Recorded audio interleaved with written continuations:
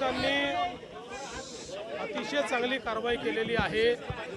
नेपाळमध्ये पळून जाण्याचा प्रयत्न होता, बॉर्डरवर त्याला पकडलेला आहे। योग्य प्रकारचं इंटेलिजन्स प्राप्त करून आणि हा सगळा ट्रॅप पोलिसांनी तयार केला, त्यामुळे आता त्यालाही ताब्यात घेण्यात आलेला आहे। मी पहिल्याच दिवशी सांगितलं, या केसमध्ये जेवढे लोक आहेत कोणालाही सोडलं जाणार नाही, कुठल्याही प्रकारची हयगय याच्यात सहन केली जाणार नाही आणि अतिशय कडक अशा प्रकारची शिक्षा झालीच पाहिजे, हा प्रयत्न आमचा असणार आहे। सर, लाडकी बहीण योजनेमध्ये 2600 जण महिला जे आहेत सरकारी काम करतात, सरकारी कर्मचारी आहेत। असं आहे की लाडकी बहिणीच्या निकषात नसलेल्या काही लोकांनी अर्ज करून त्या काळामध्ये याचा लाभ घेतलेला आहे, माहिती असल्यामुळेच आम्ही सातत्याने या संदर्भात काही चौकशी करतो आहोत।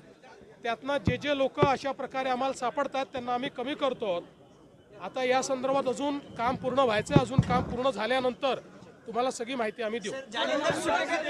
जालिंदर सुपेकर यांच्यावरती आरोप होत आहेत, जालिंदर सुपेकर यांच्यावरती आरोप होत आहेत की जे शस्त्र परवाने दिले गेले हाकमने कुटुंबियाला, त्यात मोठा घोळ जो आहे तो झाला।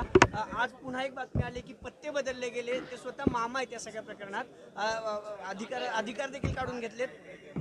असं आहे की अशा प्रकारची तक्रार आलेली आहे, त्या तक्रारीत किती तथ्य आहे हे पाहण्याकरता मी सांगितलेलं आहे। आणि दुसरं, कुठल्याही प्रकारे कोणीही या तपासावर दबाव आणू नये किंवा या तपासात कुठली गडबड करू नये, या दृष्टीने काही निर्णय आम्ही घेतलेले आहेत।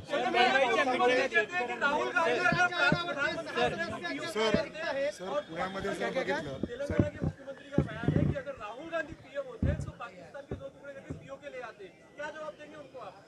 दिन में बयान दिया या रात में दिया? सर, मिठी नदीमध्ये सर महिला आयोगाची नक्की निश्चितपणे लवकरात लवकर बोलू। सर, मुलाखतीमध्ये सर 600 पेक्षा जास्त वेपनच्या परवानगी दिला आतापर्यंत गेले 2 वर्षात पुणे पोलिसांनी असं आहे की ज्या काही या ठिकाणी वेपनच्या परवानग्या दिलेल्या आहेत, निश्चितपणे त्याचा आढावा घेण्यात येईल आणि कुठलंही चुकीचं ची परवानगी दिली असेल तर ती रद्द केली जाईल।